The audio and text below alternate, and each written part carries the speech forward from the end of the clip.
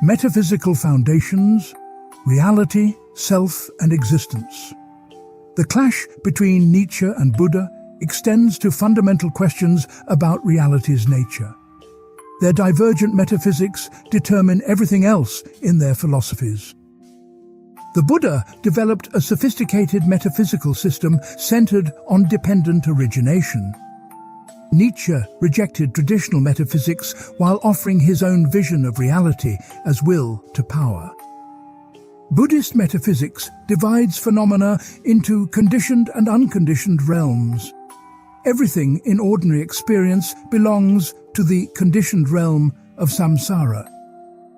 These phenomena arise dependent on causes and conditions according to natural laws. The principle of dependent origination explains how everything emerges through causal relationships. The 12 links of dependent origination describe the cycle of suffering and rebirth.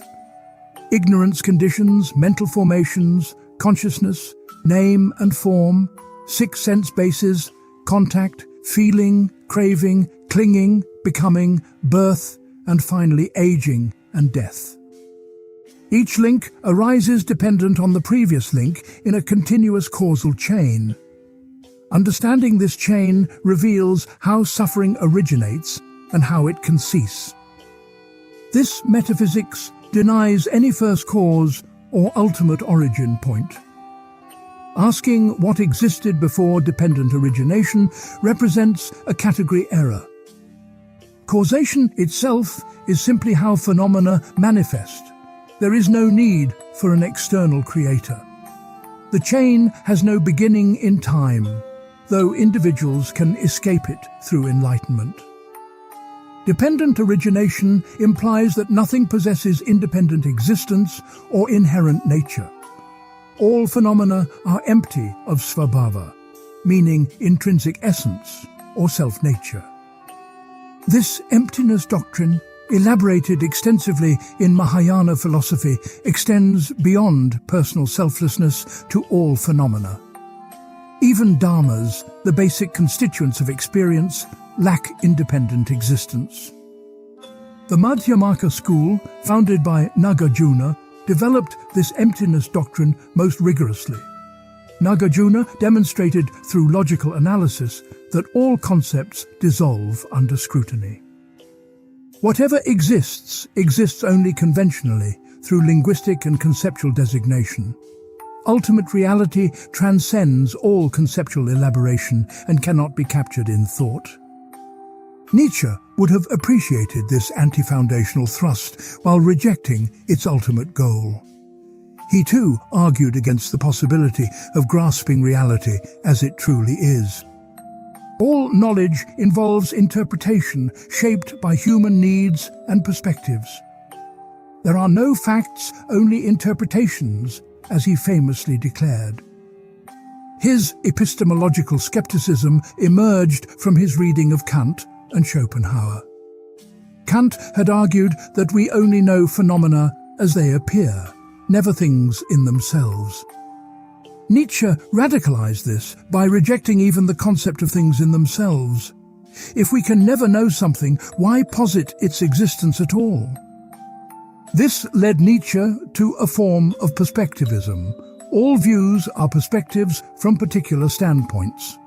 No God's eye view exists from which to survey reality objectively. Even science represents one perspective among others, shaped by particular interests and values. Its claim to objectivity masks a will to power over nature through prediction and control. Nietzsche sometimes described reality as will to power and nothing else. This might suggest a metaphysical theory replacing God or atoms with a universal force. Most scholars interpret this more modestly as a heuristic principle for understanding phenomena. Viewing events through the lens of power relations often proves more illuminating than traditional categories. The concept of will to power as metaphysics faces severe problems. If everything is will to power, the concept becomes vacuous and explains nothing.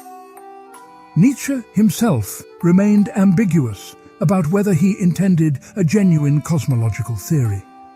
His unpublished notebooks contain speculation, but his published works mostly apply will to power psychologically. Both thinkers rejected substance metaphysics that posits enduring things underlying changing properties. For Buddha, this rejection follows from dependent origination and emptiness. No substances exist, only processes arising through causal relationships. What appears as a person is actually 5 aggregates in constant flux. For Nietzsche, this rejection follows from becoming as ultimate reality. He championed Heraclitus's view that everything flows and nothing remains the same. The world is not a being, but a becoming perpetual change without fixed essence. Attempts to freeze this flux into stable concepts falsify reality's dynamic nature. The doctrine of eternal recurrence complicates Nietzsche's metaphysics of pure becoming. If everything recurs identically, this suggests a cyclic structure incompatible with pure flux. Nietzsche never resolved this tension between becoming and eternal return. Some scholars argue eternal recurrence should not be taken literally as metaphysics. Others contend Nietzsche genuinely believed in cosmic recurrence based on physical considerations. The personal self becomes a central metaphysical battleground between these philosophies. Buddhist anatta doctrine denies any permanent, unchanging self or soul. What we call self is merely 5 aggregates arising and passing away moment by moment. Form refers to physical body and material elements. Feeling includes pleasant, unpleasant, and neutral sensations. Perception involves recognizing and interpreting sensory data. Mental formations encompass volitions, intentions, and emotional responses. Consciousness is awareness of objects through the 6 sense doors. None of these aggregates constitutes a self because each is impermanent and dependent. Form constantly changes through metabolic processes and aging. Feelings arise dependent on contact between sense organs and objects. Perceptions vary based on past conditioning and present circumstances. Mental formations come and go as transient mental events. Consciousness requires an object and sense faculty to exist. Modern neuroscience has provided remarkable confirmation of the Buddhist view. The sense of a unified self emerges from distributed brain processes without any central controller. Neuroscientist Michael Gazzaniga's split brain research revealed that consciousness can be divided. Each hemisphere generates its own stream of awareness when the corpus callosum is severed. This demonstrates that the unity of self is constructed rather than given. Research on neural correlates of consciousness shows no single location where the self resides. Instead, various brain regions coordinate to produce the sense of being a unified subject. The default mode network activates during self-referential thinking and autobiographical memory. But this network is not the self. It is merely brain activity associated with self-representation. Studies of memory further undermine the continuity of personal identity over time. Memory is reconstructive, constantly shaped by present concerns and later experiences. What we remember about our past changes based on who we are now. The person you were 10 years ago differs so dramatically that personal identity across time becomes questionable. Philosopher Derek Parfit developed a Buddhist-inspired theory of personal identity based on psychological continuity. He argued that apart from causally connected mental and physical events, no separately existing self exists. This reductionist view eliminates the deep further fact of personal identity beyond physical and psychological continuity. Parfit explicitly noted that Buddha would have agreed with this analysis. Nietzsche approached the self-question from a different angle, but reached similar conclusions. He rejected the notion of a unified, rational subject that thinks and acts. The self is not a being, but a plurality of drives competing for dominance. What we call consciousness is merely surface-level awareness of conflicts occurring in unconscious depths. His psychological model anticipated Freud's theory of unconscious motivation by decades. Most mental activity occurs below the threshold of conscious awareness. Conscious thoughts and decisions are often rationalizations of unconscious drives. The feeling of free will is an illusion generated by ignorance of true causes. This makes the self more like a political regime than a unified agent. Various drives struggle for power, forming temporary alliances and coalitions. What we call character is simply which drives have achieved dominance and organized the personality. A strong person is one whose drives are well organized under a hierarchy. A weak person is one whose drives remain chaotic and conflicting. Both Nietzsche and Buddha thus reject the substantial self of traditional philosophy. Yet their reasons and implications differ significantly. Buddha rejects self to enable liberation from suffering through non-clinging. Nietzsche rejects self to enable creative self-fashioning through drive organization. For Buddha, recognizing no self leads to reduced suffering and peaceful detachment. One ceases identifying with the body, feelings, perceptions, mental formations, and consciousness. This non-identification prevents the arising of craving based on self-concern. Without a self to protect or aggrandize, many sources of anxiety dissolve. For Nietzsche, recognizing multiple drives enables conscious self-creation. One can examine which drives dominate and decide whether this arrangement serves higher goals. The task becomes organizing one's drives into a coherent, powerful hierarchy. This requires strength to impose order on the chaos of competing impulses.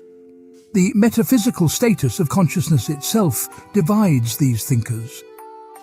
Buddhist Abhidhamma philosophy analyzes consciousness into discrete moments arising and passing away. Each moment of consciousness depends on an object and a sense faculty. Consciousness is not a thing, but a process, empty of inherent existence like all phenomena. The Yogacara school developed this into a sophisticated, idealist phenomenology. Nietzsche viewed consciousness as a relatively recent evolutionary development. It arose to facilitate social coordination and communication among humans.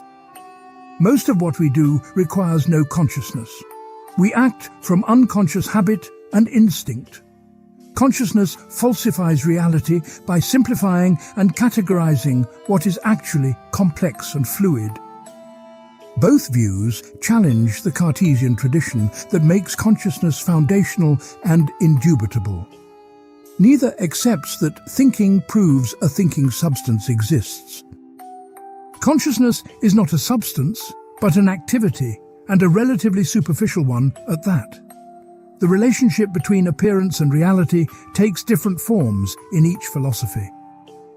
Buddhism distinguishes conventional truth from ultimate truth, without making appearance entirely illusory. Conventionally, persons and tables and trees exist and can be meaningfully discussed. Ultimately, only dependently originated phenomena empty of inherent existence exist. These two levels of truth complement rather than contradict each other. Nietzsche rejected any appearance-reality distinction that privileges one realm over another. Traditional metaphysics denigrates appearance by positing a true world behind phenomena. This true world was supposed to be eternal unchanging, and accessible only through reason or revelation. Nietzsche proclaimed that this true world is a fable we should abandon. With the true world abolished, the apparent world also disappears as a category. We are left with simply the world as it presents itself in experience.